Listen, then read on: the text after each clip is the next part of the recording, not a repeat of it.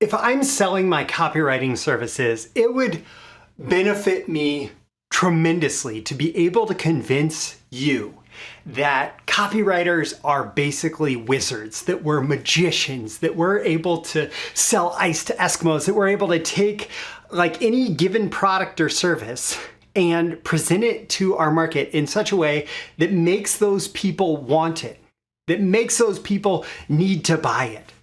But the reality is the role of copywriting, of marketing and advertising creative, of sales and persuasion is limited. Our role as persuaders through whatever media is limited because, as we learned from Eugene Schwartz in Breakthrough Advertising, or as stated clearly by Gene Schwartz, you can't create desire. You cannot manufacture desire. You can only channel it towards your product, your service, your offer. You can only take a desire that already exists in the hearts of your prospects and say, the way that you get your desire, the way that you get the outcome that you want is through my offer, through my product, through my service. And that requires you, if you want to make more sales, to get more customers, to make more profits, it requires you to have the right offer. The secret is in the offer, and that's what we're going to talk about today. These are the proven direct response marketing, copywriting, and entrepreneurship success strategies you can use today to write your own ticket and create the life you want. I am Roy Furr, and this is Breakthrough Marketing Secrets. Now, here's today's breakthrough. So before we get started, I would like to remind you that, as always, today's episode is sponsored by me. Specifically today, I want you to check out the link in the description to Irresistible Offers. It's my BTMS Insiders training that is all about creating irresistible offers. The thinking that goes into irresistible offers, like the principles and strategy behind it, the actual process of coming up with an offer, and then the copywriting part of it. How do you actually present your offer? And it's all built into the Irresistible Offers training. The link is in the description. Check that out. Check out the other links in the description if you want to get more from me. And don't forget to like, comment, share, subscribe, do everything you can to engage with this episode so you get more content like this delivered to you. And so the magical algorithms of the internet know to share this with more people like you who will get value from it. So, as somebody who's been involved with copywriting and marketing since 2005, on my own and working exclusively with clients since 2010, for a very long time, I have recognized that my primary role is not just copywriter. My primary role is offer creator, offer massager, offer tweaker, offer optimizer, as well as copywriter. Because if I go into a client's business and I am just challenged with creating a better piece of marketing, but I take their entire offer that exists right now and I just sell the exact same thing, it is much harder for me to get a major improvement in results versus if I am put into that same situation and I say, well, what if we change this deliverable? What if we tweak this aspect of the offer? What if we do whatever in terms of what the client is getting or what the client perceives that they're getting? And as a result, we have something else to talk about. We have a slightly different way to present our offer. And when we do that, it can help us dramatically increase the results because the way that we present an offer is not nearly as strong as the offer itself that's being presented. And so, for example, like I'll work with a client, if I'm selling an investment newsletter, one of the most common ways for a copywriter to achieve more success selling investment newsletters on the same investment newsletter than the current promotion that's out there is to work with the person who writes that newsletter and say, what new investment recommendation do you have today? And how can we work that into a report that I can write the promotion about? And that can be the initial deliverable that lands in the person's hands, physically or digitally. And when that person gets that report, that recommendation, that is a new offer, essentially. as a way to get them to sign up for the investment newsletter service that's going to provide more recommendations like that going forward. And so copywriters in the investment space that are consistently beating controls in that space or launching new campaigns that outperform previous campaigns get really good at saying, okay, what is the next offer that's going to appeal to these people? And in investing, it's usually based on some new investment trend or something like that, right? So it's a matter of tweaking the offer. I worked with one client that sold these backup solar generators, and I recognized that price was a major component of his offer that had a huge opportunity for improvement. And basically, we doubled his margin over cost of goods sold by increasing the price, and we sold actually slightly more of the backup solar generator at that higher price because that's just how the market responded to that offer.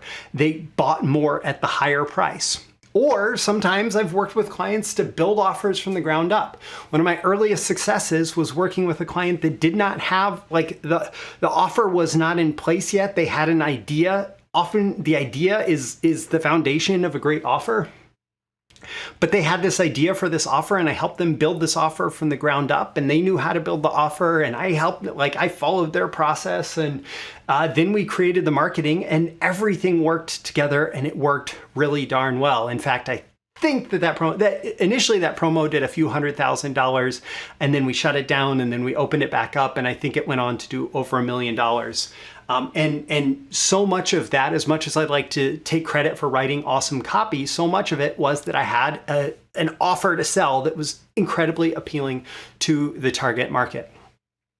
Now, I want to give you a little bit of background, a little thinking to use as you are considering the power of an offer in your marketing. There's this old rule from direct marketing, from direct mail marketing actually, that 40% of it's the 40-40-20 rule. So 40% of the success of a campaign is based on the list, the audience that you're sending it to. 40% is based on the offer, and the remaining 20% is based on the creative or copy. And basically what this is saying is if you don't have an audience that wants a specific product or service or offer or outcome or solution to a problem, and you don't have an offer that fits with that, then you're like 80% behind, regardless of if you hire the best copywriter in the world. If you don't have that list or audience of people who want whatever you're promising, plus an offer that delivers that, then you might as well not actually try to write great copy. On the other hand, if you have an audience of people who are hungry for whatever solution you are providing via your offer, and you have a great offer that is really good at satiating that hunger, at solving the problem, at fulfilling their desire, then you're 80% of the way towards success. And having a great copywriter, it's going to make a difference because every percent matters in direct response. But having a great copywriter is only going to help your chances. I would rather have a great list and a great offer and a mediocre copywriter, because then I'm like 90% of the way there maybe, versus a great copywriter and a terrible list and a terrible offer, because that's only going to get me, 25-30% of the way there, right? So, I mean, yes, it's all hypothetical as far as throwing numbers around and out there, but the point stands that if you don't have an audience of people who are interested in whatever it is that you're promising and an offer that fulfills that promise, then whatever copy you're going to put behind it is not going to be powerful at all. That said, if you create a better offer, you create a bigger opportunity for yourself for profits. And this applies whether you're talking about your services, like if you're selling your services as a copywriter, as a marketer, or in some completely different client business, building a better offer creates a bigger opportunity for you. Or products, like if you build a product that is a great offer, that's a great fit for an audience, versus a product that's a terrible offer, a terrible fit for an audience, then it makes all the difference in the world. The offer is often what is the major differentiation between a huge success and either a moderate success or a failure. So what makes a great offer? A great offer, number one, a great offer is often some variation on what the audience is buying already. Meaning, actually the iPod was a great offer. The audience was already buying portable music, portable cassette tapes, portable CD players, all of that stuff, Discman, Walkman, all of that, right? And the audience had started to buy MP3 players, but the audience was definitely interested when Steve Jobs came out and he said, this is 10,000 songs in your pocket. The audience was already buying portable music. It was a better version of that. It was a better delivery mechanism for portable music. Alternately, a great offer can be what they want to buy but haven't found. This one is harder to kind of demonstrate, but I have a particular investment strategy that I follow. And I would love it if somebody built a service around this investment strategy where it all happened without me thinking about it. That would be awesome. Haven't found it yet. There are so many products that are created that are just something that the owner wanted and built it for themselves, and the prospects hadn't found it yet. And so when they found it, they just responded, right? Alternately, it can be a 10x better solution to a known problem. So if there's this known problem, but then there's this like much bigger, clearly better solution to the problem, or if it's just an urgent problem. Perry Marshall calls this the bleeding neck phenomenon. If your roof is leaking, a great offer is a roofer that can come out before the next rainstorm. I mean, yeah. But if you're trying to offer improvement, it better be huge improvement over what they're doing right now, because the cost of changing is often very difficult. And then like after you've established like this thing does all the things that your prospect wants it to do and it's better in that way, then things like packaging and positioning and branding come into play with the offer. Then things like price competitiveness, then things like guarantees, all of that come into play. And those are important when it comes to actually presenting your offer. But the core of the offer is not that. The core of the offer is the thing that is the solution to the problem. That's the better opportunity, whatever that is. Now, a perfect fit offer actually follows my 6P offer framework that I do teach in Irresistible Offers. And that means it's a match for the prospect. It has a promise that they actually want fulfilled. It's positioned well in the marketplace. It has good packaging, and that can be naming too. I'm not just talking about physical packaging. That the proposition, it's a very solid like proposition for the transaction.